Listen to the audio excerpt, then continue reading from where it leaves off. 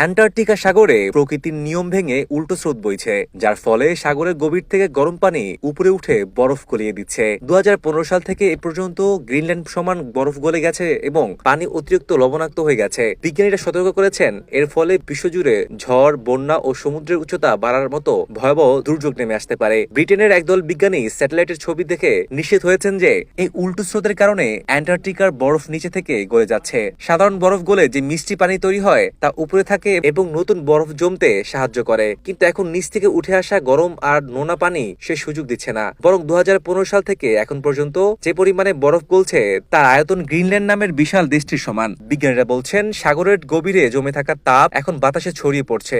এর ফলাফল হবে ভয়াবহ। পৃথিবীর তাপমাত্রা বেড়ে যাবে, ঝড় বৃষ্টি তাণ্ডব বাড়বে এবং সাগরের পানি বেড়ে গিয়ে উপকূলের অনেক শহর তলিয়ে যাওয়ার ঝুঁকিতে পড়বে। এমনকি পেঙ্গুইন মতো প্রাণীরাও বিলুপ্তি হয়ে যেতে পারে। বিজ্ঞানীরা হুঁশিয়ারি দিয়ে বলেছেন, সাগরের এই পরিবর্তন পুরো মানবজাতির জন্য এক বড় বিপদের ঘণ্টা।